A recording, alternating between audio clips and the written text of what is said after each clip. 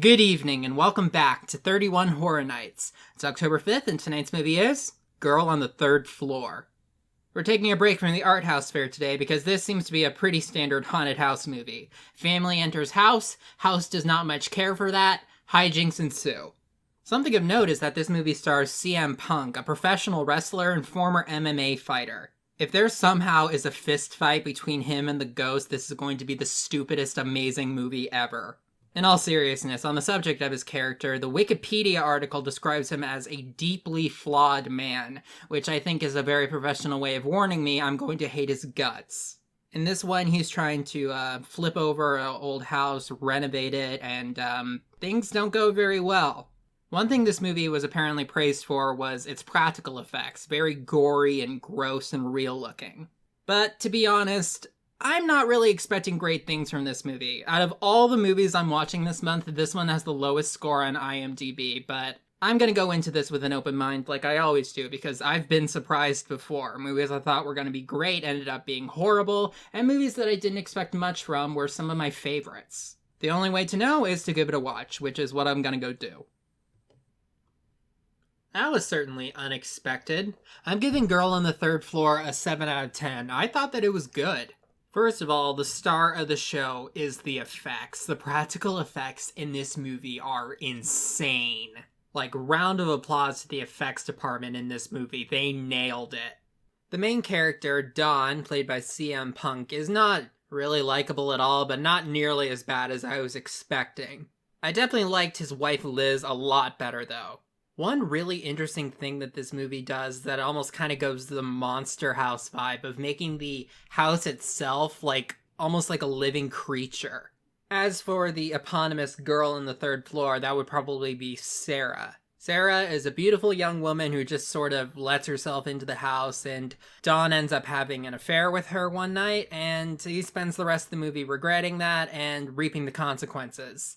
Apparently the same sort of thing happened in the movie Fatal Attraction. I mean, yeah, obviously the things that end up happening to him are bad, but they are a direct consequence of his actions, so I don't really feel too bad for him.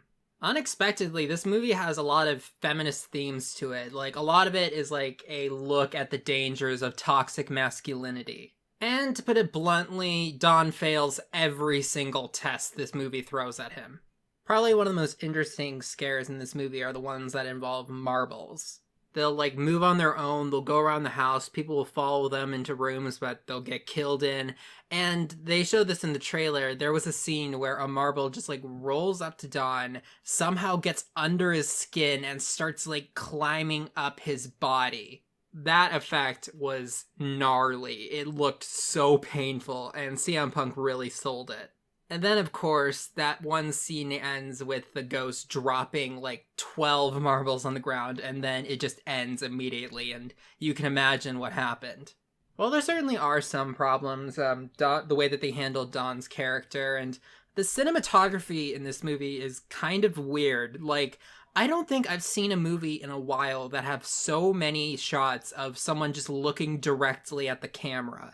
It's not bad, it's just kind of weird because, conversations, it's not like you see both of them, it, goes back and forth.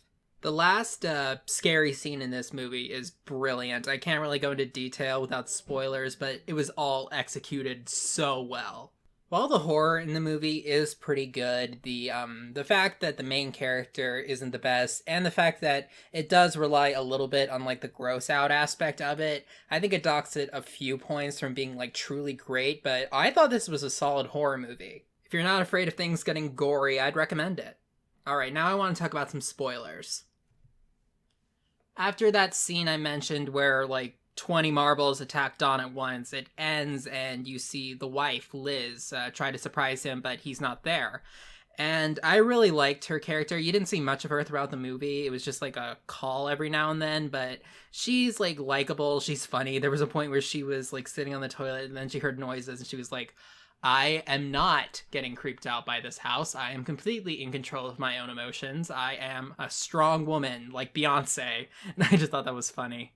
It's revealed that this house used to serve as a brothel, a very seedy, unethical brothel.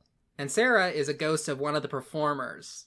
Liz goes around the house and like it's like she's back in time to the point where the brothel was still in business. There's like men in suits milling about doing their thing, and she sees like the show. And there was a point where there's like a crawl space revealed, and there were drawings on the wall.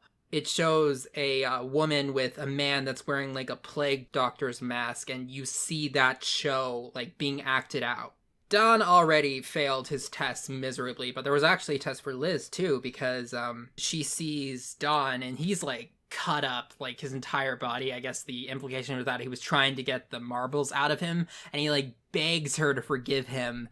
And this is not his first screw up. It was like multiple different things. He had a shady job, he cheated on her before, and she puts her foot down and says no. And apparently that was a test, because he cuts his face open and then it reveals himself to be Sarah, and she lets her go. Apparently the curse of this house only affects men and women who sort of contributed to the society that resulted in these women getting abused and overworked by this brothel, and when they die, nobody really cared.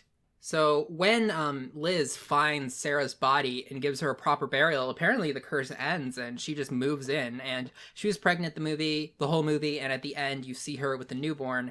And I'm not exactly sure what they were trying to go for with the final scare, because marbles fall from the ceiling right above the baby. She had left the room, and then you see Don's face, and he's like, "That's my girl," or something like that, and the movie ends. I don't really know what that's meant to imply. Like, maybe he's the one haunting the house now? I don't really know. Anyway, I think that if you're into practical special effects, I think this movie is worth a watch just for that.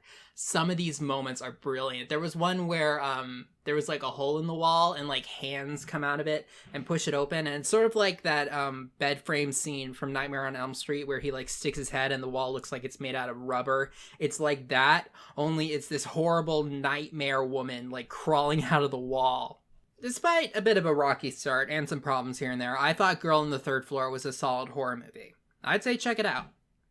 Okay, I'll see you guys tomorrow.